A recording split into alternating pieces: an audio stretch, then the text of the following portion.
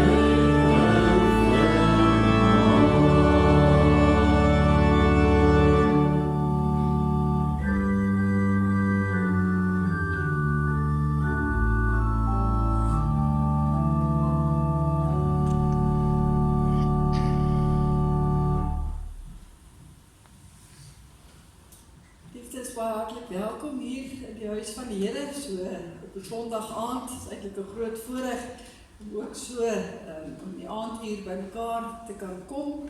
Vanaand staan ons stil, nadat ons vanoggend so 'n bietjie in die algemeen gekyk het na wat beteken heiligheid, begin ons fokus vanaand en staan ons stil by die heilige God, wat ek nie dink ons altyd ernstig genoeg opneem om te besef hoe heilig God werklik is nie, en daarom gaan ons so 'n bietjie daarop ook fokus.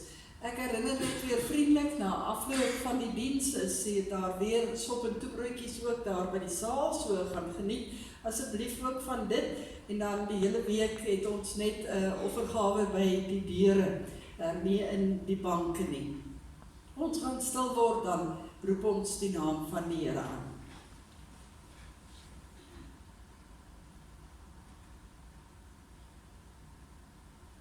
Die Here is in sy heilige tempel. Almal op aarde moet in sy teenwoordigheid stil wees. Wees stil voor die Here, al wat leef. Hy kom uit sy heilige woning tevoorskyn. Julle krag lê in stil wees en vertroue hê. Amen.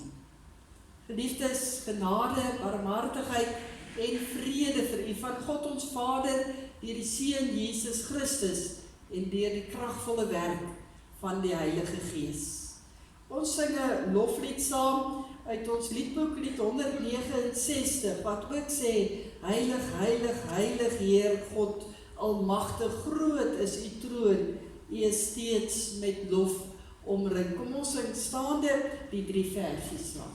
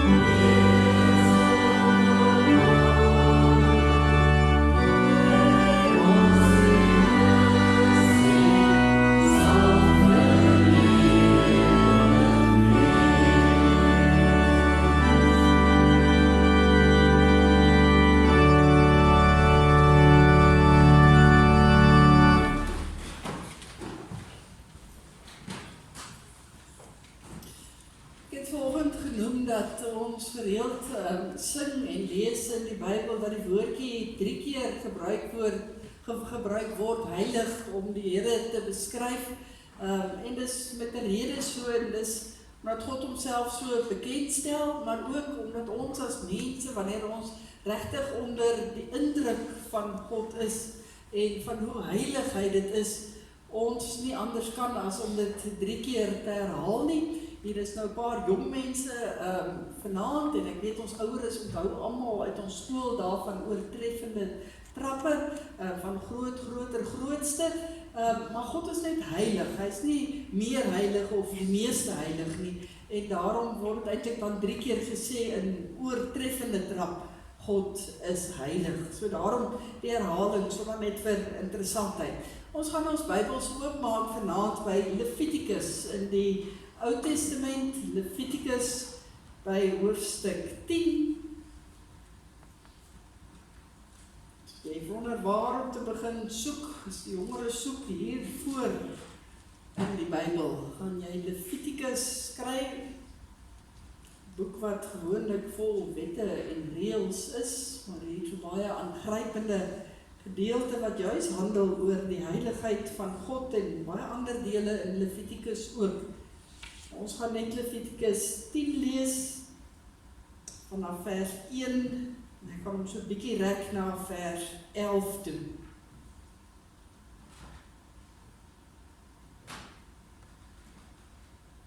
As jy die plek het so in die Bybel, dan gaan ek vir 'n oomblik vir ons voorgaan in gebed, en dan gaan ons spontaan sing uit lied 519, so biddend en sittende saam, wees stil en weet, ek is die Heer, die 3 versies, maar kom ons bid saam. Ons Hemelse Vader, in hierdie aanduur word ons voor U stil. Ons dink aan 'n dag wat so ver gekom het. Al die dankbaarheid in ons harte, as ons vanoggend die voorreg gehad het om hier in U huis te wees. Daar lê dankbaarheid in ons harte, dat ons vanaand weer hier kan wees, in U heilige teenwoordigheid. Here, waar ons met eerbied en ontzag voor U stil word. Ons het vanoggend reeds gehoor en gesien uit U woord, hoe mense reageer wanneer hulle in U teenwoordigheid ook kom en oorweldig word deur U heiligheid. En vanaand gaan ons na 'n ander aspek van dit ook weer kyk. En ek kom bid, Here, dat U werklik deur U Heilige Gees so met ons sal praat, dat ons net opnuut weer sal besef hoe groot, hoe almagtig, hoeveel meer as wat ons ooit kan dink, is U, die Heilige God. En daarom kom bid ons dit ook met 'n lied, as ons sê ons is net stil voor U, die lewende Here.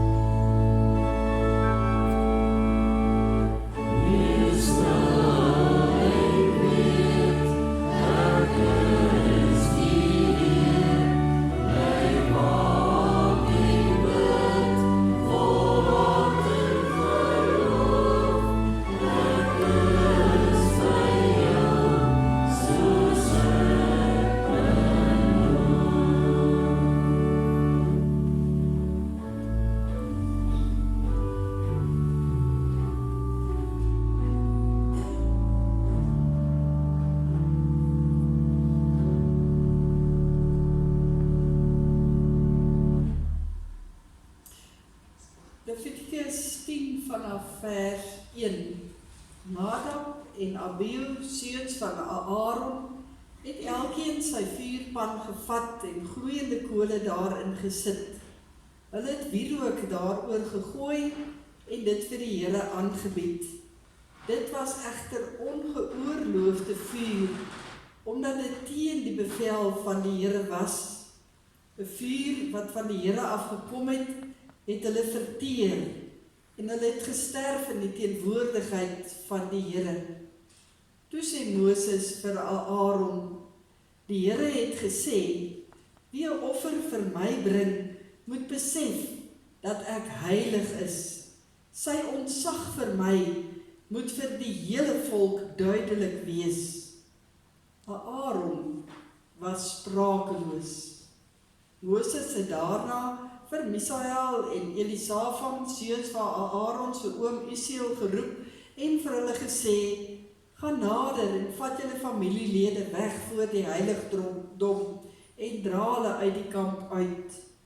Hulle het toe nader gegaan en die dooies en hulle ampsklere uitgedra na 'n plek buite die kamp soos Moses gesê het.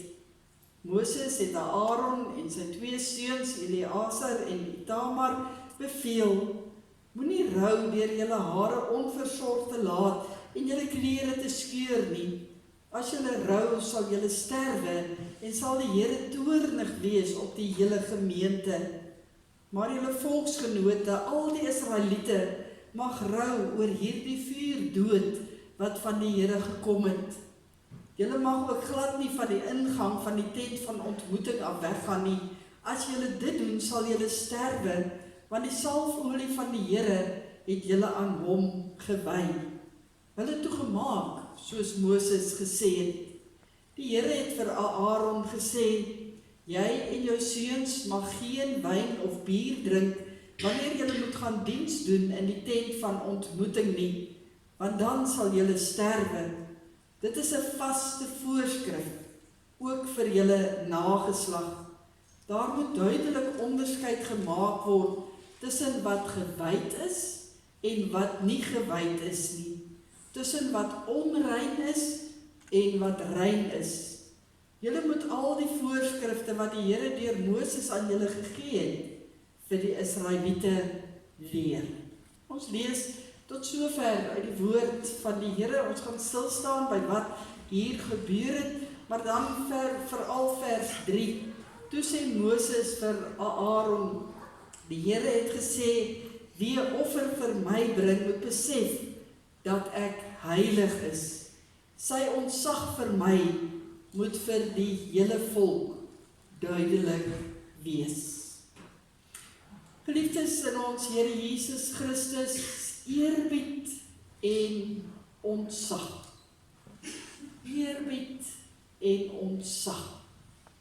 Daar gebeur partykeer dinge wat eerbied en ontzag in ons wek. En dit laat ons baie keer stil bly. Daar gebeur dinge wat ons eenvoudig net stil maak in die lewe. Die Here doen dinge wat ons laat stil bly. Hy laat dinge gebeur, hy laat dinge toe, wat ons woorde totaal en al laat opdroog. Soveel verskillende dinge wat in hierdie wêreld met ons gebeur. Tragiese dinge, drastiese dinge, ingrypende dinge. Daar kom tye in ons lewens waar die bekende woorde van Psalm 39 ook ons ervaring is, as die psalmdigter sê, ek is stom, ek sal nie my mond oopmaak nie. Dis een manier van eerbied en ontzag hê. Een manier om stil te bly wanneer jy regtig gevul word met eerbied en ontzag. Soos daar in die ou vertalings geskryf is, as jy met vrees voor die Here is, as jy dan nie woorde het nie. Gewoonlik is dit wanneer daar iets groots gebeur. En nie alle maniere van stil bly is nooit afwendig altyd goed en reg nie. Maar die manier van stil bly, waarvan ons vanaand in ons teksvers gelees het, in ons teksgedeelte, dit is 'n goeie manier van stil bly. 'n Stil bly waar mens besef dat God groter is as ek. 'n Stil bly wat erken God se wil is baie meer as wat ek regtig ooit sal kan besef. En dat ek nie anders kan as om my daaraan te onderwerp nie. Dis 'n stil bly uit eerbied aan hom, om respek te hê vir God. 'n Stil bly wat erken God is heilig. Die heilige God.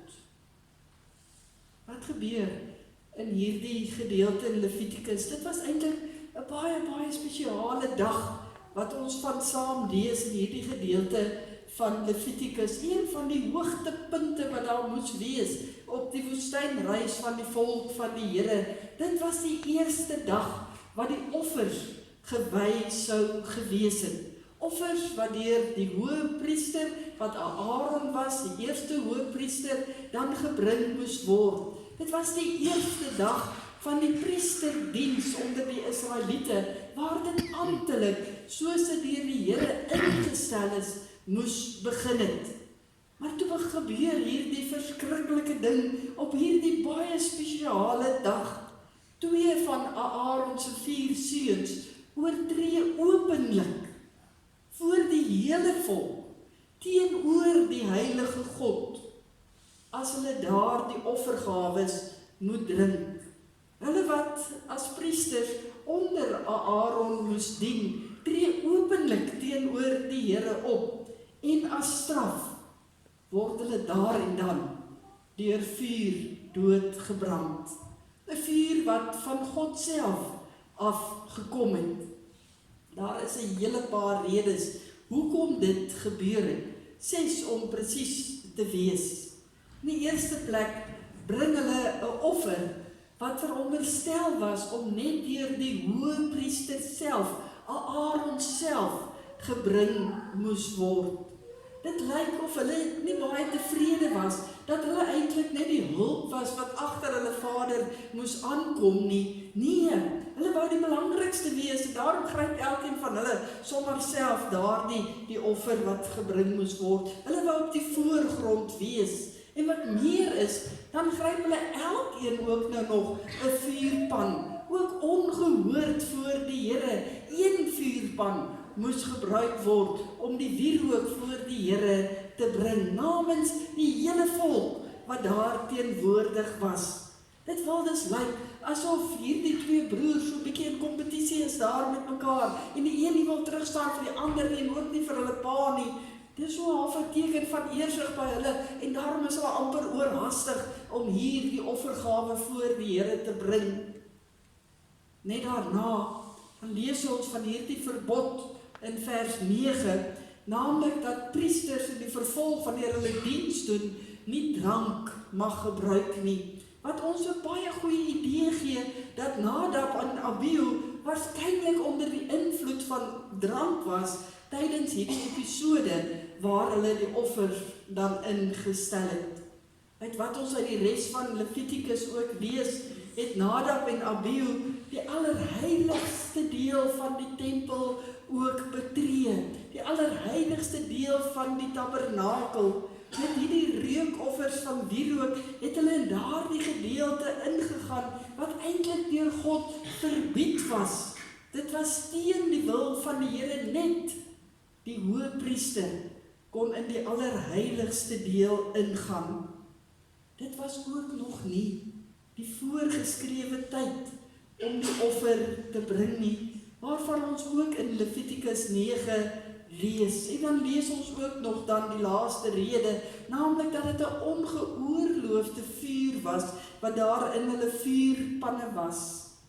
Daar mag net met kole van die brandofferaltaar af in die heilige gedeelte ingegaan word om die reukoffer te bring.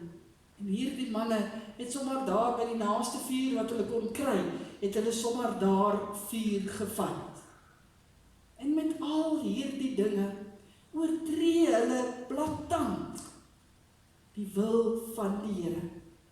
Oortree hulle dit wat die Here ingestel het en word hulle gestraf deur vuur.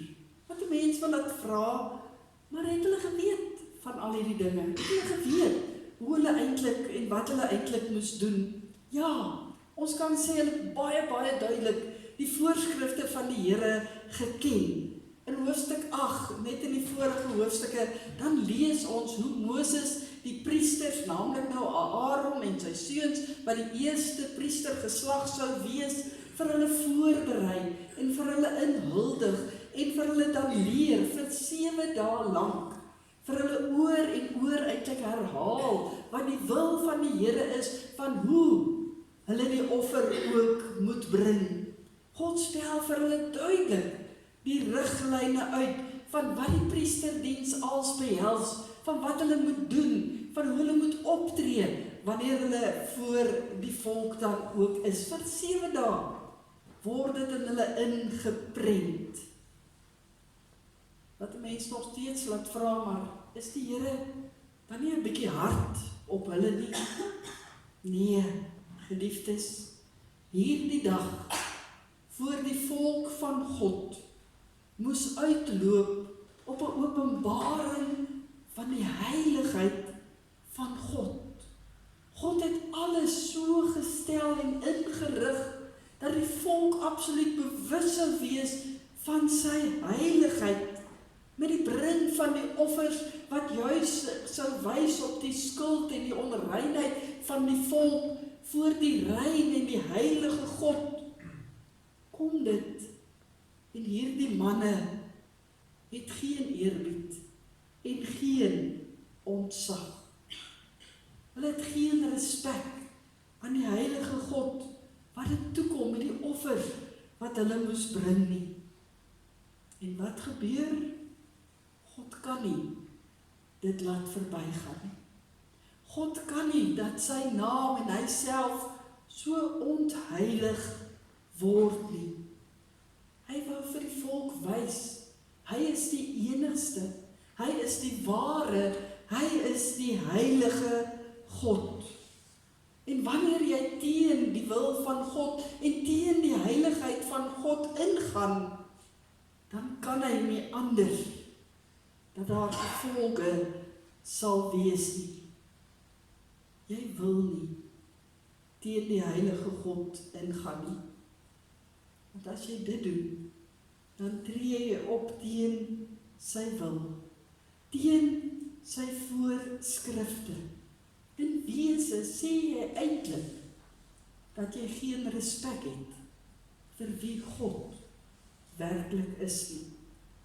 En wanneer hy so drasties ingryp, dan wys hy dat die mense eie willige godsdiens, dat hy dit nie kan duld nie. Die priesters was nou juis die mense wat die bepalings en die verordeninge en die wil van God vir die res van die volk moes leer. Hulle moes 'n voorbeeld wees van respek. Hulle moes sy heiligheid erken. Ons lees dit, toe sê Moses vir Aaron, die Here het gesê, wie 'n offer vir my bring, moet besef dat ek heilig is. Sy ontzag vir my moet vir die hele volk duidelik wees.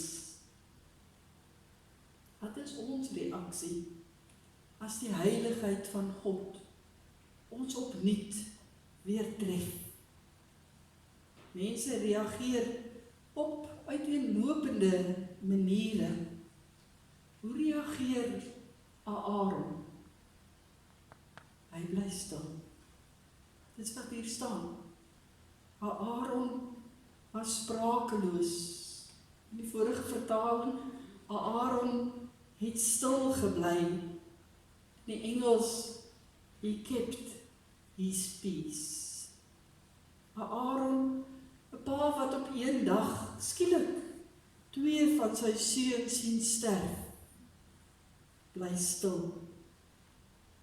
Daar kan verskillende redes wees vir mense se stil bly in sulke omstandighede. Mens kan dink, Aaron het bloot net stil gebly, omdat hy geskok was en verslaaf was, van wat hier skielik voor sy oë afgespeel het. Maar hierdie stilbly waarvan ons lees van Aaron, was nie net hierdie tipe stilbly nie. 'n Mens kan ook neutraal stilbly. Jy sê niks, omdat jy net op daardie oomblik nie 'n behoefte het om te praat nie. Dat niks wat jy sê enigstens iets gaan beteken nie. En ja, dalk het iets van Aaron se stilbly ook iets van dit ingehou. Daar's ook 'n rebelse manier van stilbly, waar jy so bitter omstandig voel, wat jy eintlik net wil uitbars, maar jy bly liewer stil. Soos kinders, jy partykeer kan sien, kwaad is en opgewerk is vir 'n kwaai ouer of 'n onderwyser, maar eerder stil bly. Dalk het daar iets van dit in Aaron gelê, maar dan kan stil bly ook 'n manier wees, waar jy jou onderwerp aan die groter wil en optrede van die Here. Dan wys jou stil bly dat dit wat die Here doen, dat jy dit nie bevraagteken nie, omdat jy weet, hy soveel groter is as wat jy ooit kan dink, as wat jy ooit kan weet, dat jy dan daarmee in jou stil bly erken, dat dit wat God doen, God goed en reg is. Aaron se stil bly was 'n groot deel van hierdie laaste een. Want dat hy stil gebly het, word vir ons opgeskryf na die verduideliking wat Moses vir hom gegee het. Nadat Aaron by Moses gehoor het waarom die Here so daar opgetree het, bly hy eintlik eerbiedig stil. Natuurlik is hy 'n pa en is hy plat gestaan, maar hy verstaan, voor die heilige God kon nie anders nie. En die woord sê nooit dat dit maklik is om in alle omstandighede eerbiedig stil te bly as ons sien hoe God optree nie. Maar Aaron doen dit, want hy besef dit gaan oor die heiligheid van God. Daar is baie ander voorbeelde in die woord van die Here. Dink 'n bietjie aan Job, wat aanhoudend met die Here geredeneer het, vir die Here half beveel het amper, om vir hom 'n antwoord te gee, van hoekom het hom gebeur het, wat met hom gebeur het, totdat die Here begin praat en vir hom sê, maar Job, nou bly jy so bietjie stil. En toe Job stil bly, toe begin die Here vir hom sê, wie is God? Wie is die heilige God? En Job kan nie anders as om te sê, na dit, ek is nie opgewasse teen u nie, hoe sou ek u kon antwoord? Ek sal liewer stil bly. Ek het gepraat, maar ek kon nie 'n antwoord vind nie. Ek het weer geprobeer, maar nou sal ek stil bly. Die psalmdigters noem 'n paar keer dat dit beter is om stil te bly wanneer jy kom voor die almag en die grootheid en die heiligheid van God. Ons bly eerbiedig stil. Nou sit ons dalk en dink, maar ons het nou uit Levitikus gelees. Dit geld daarom seker nie meer heeltemal so in vandag se tyd nie. Hoe moet ons hierdie gedeelte en dit wat ons tot dusver gesê het, dan in perspektief sien, ook met die Nuwe Testament? Met ander woorde, hoe moet ons dit vandag as Nuwe Testamentiese gelowiges dan in ons lewens toepas? Ja, ons kan spring na die laaste boek in die Bybel, na Openbaring, waar ons weet dat die hemelse stad, soos Openbaring 21 dit vir ons stel, waar daar geen son of maan sal wees nie, maar waar die heiligheid van God die lig sal wees, en die lam van God die lamp sal wees, uit die hemel sal neerdal. Maar hoe moet ons dit hier en nou beleef? Is God nog steeds so heilig, soos wat dit hier in Levitikus vir ons beskryf word? Is daar 'n verskil tussen die God van Levitikus en die God van die Nuwe Testament en die God van vandag? Is daar een wat meer heilig is en die ander een wat dalk meer genadig is? Die antwoord is eintlik heel eenvoudig, geliefdes. Die ware, die lewende God is die enigste Here. Daar is geen ander God nie. Deuteronomium 6 vers 4 spel dit tog vir ons duidelik uit. En dan is hierdie God altyd dieselfde. Hy is die onveranderlike. Hy is altyd dieselfde. Dit lees ons in Hebreërs 13. Kan jy daardie hoofstuk gaan lees? Hoe die onveranderlikheid van God, die heilige God van Levitikus, is dieselfde God as die genadige God van Paulus in die Romeinebrief. En die genadige God van die Romeinebrief is die heilige God van Levitikus. Daar is nie 'n greintjie verskil nie. Dis die enigste ware God. Met die koms van Jesus Christus en die uitstorting van die Heilige Gees, het God sy heiligheid vir ons vir eens en vir altyd bekend gemaak, deur sy Seun en deur sy Gees. En daardie selfde blydskap en aanbidding wat daar in Israel was, toe hulle daar gesien het, hoe God deur vuur die brandoffers oplek. Soveel blydskap is daar vandag ook in ons harte, soveel aanbidding, omdat God sy Seun gestuur het na hierdie wêreld as die laaste offer, die soenoffer vir ons, sodat ons as sy kinders kan leef. En ons weet die Heilige Gees is uitgestort op Pinksterdag, waarvan ons lees in Handelinge 2, en ons weet dat dit in 4 tonge gemanifesteer het. Wie kan dan anders as om te sê dat dit wat hier met Nadab en Abihu gebeur het, ook in die Nuwe Testament weer klink? Want wat gebeur in die vroeë Christelike kerk? Toe die kerk gebou moes word, toe staan daar Ananias en 'n Safira wat dood neerslaan omdat hulle vir die apostels lieg. Want die heilige God se kerk kan nie op leuns gebou word nie. Dit is 'n stil bly wat ons as kinders van die Here moet aanleer. Wat moeilik is dalk in vandag se wêreld, want ons hoor so baie en ons sien so baie en ons is altyd gereed met 'n antwoord en ons soek antwoorde as ons dit nie gou genoeg kry nie. Maar dit is stil bly wat ons moet aanleer. Die stil bly van jou onderwerp aan die heilige God. Die stil bly uit eerbied en respek vir God. Die stil bly van 'n opregte geloof wat glo en hom vertrou. Die stil bly en wie die Gees van God beheer neem en glo, my lewe is in sy hand.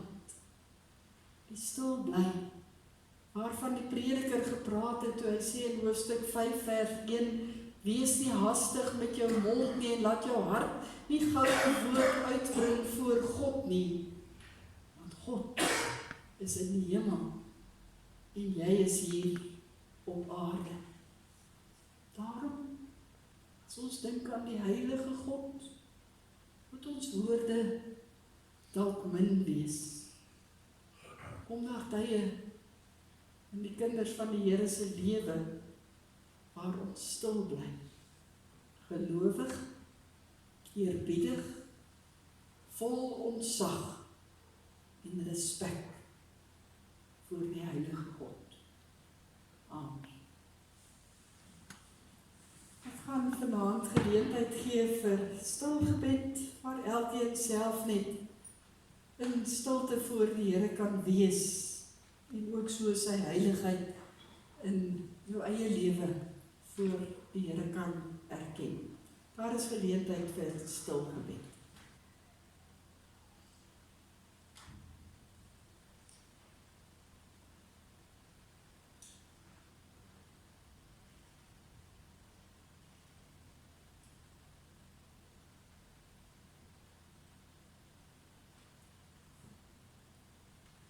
Ons Hemelse Vader, die stilte op die oomblik hier in die woning, val dalk vir baie van ons vreemd op die oor. Want ons is so gewoond aan soveel geraas rondom ons. Maar dankie dan vir hierdie paar oomblikke wat ons net voor U kan wees. Waar ons net kan sê, hier is ek, Here, U sondaarkind, voor die heilige God. Ons dink aan U met eerbied en ontzag. Ons voel klein en ons voel nietig as ons enigstens probeer dink hoe groot U is, hoe almagtig, hoe kragtig. Ag Here, ons kan nie eers al U eienskappe opnoem nie. Ons kan net herhaal, soos die engelenkoor in die hemel sing, heilig, heilig, heilig is U Heer, God almagtig. En ons voeg ons stemme by die engelenkoor, en ons voeg ons stemme by die medegelowiges, as ons dit beaam. U is heilig, Heer. En daarom, Here, wil ons in geloof voor U leef. Wil ons leef volgens U wil ons in gehoorsaamheid voor U wees. Help vir ons asseblief daartoe. Seën vir ons daarin. Here, maak vir ons in die dag, nie die nag wat voorlê, nie die dag van môre, baie bewus van U heiligheid. Here, dat ons dit in die klein dinge, wat dalk met ons en rondom ons gebeur, sal raak sien, maar ook in die groot dinge, as ons net weer en opnuut besef, U is die God wat in beheer is. Ons kan in geloof net vir U volg. Heilig ons Here, neem ons lewens toegewy aan U. En laat ons saam met U die pad verder stap. Ons bid dit in U heilige naam. Amen.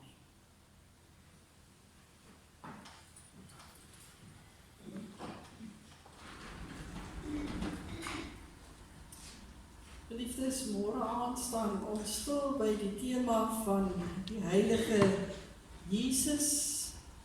Baie interessante gedeelte, ek is baie opgewonde om dit eintlik met julle ook te kom deel, maar dan moet ek stil bly. En ek verder daarvan sê nie, so as die Here wil, mag ons mekaar môre aand weer ook hier sien. Ons gaan sluit deur saam te sing uit lied 512, die lied wat sê, nader my God by U, nog nader by. Dit is al hoe ons meer heilig kan wees, is om letterlik in die skadu van God se heiligheid ook te leef. Kom ons staan dit die eerste en die tweede vers, U bly staan vir die uitspreek van die seën, en ons beaam die heiligheid met die amen.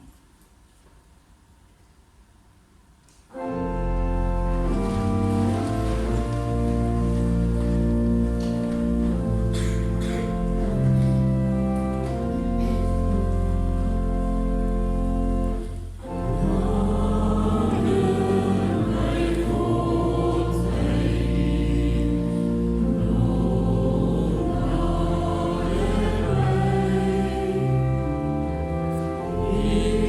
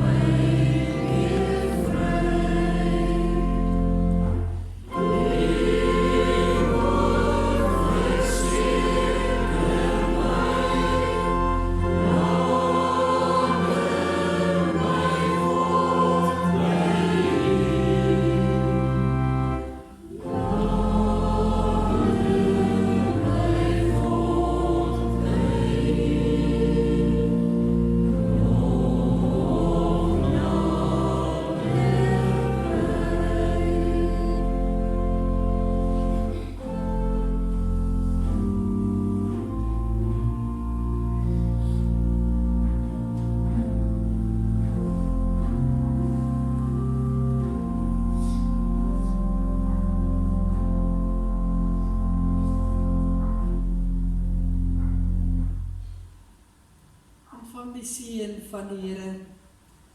Mag die Heilige God ons genadig wees en ons seën. Mag hy tot ons redding verskyn en aan ons sy vrede gee.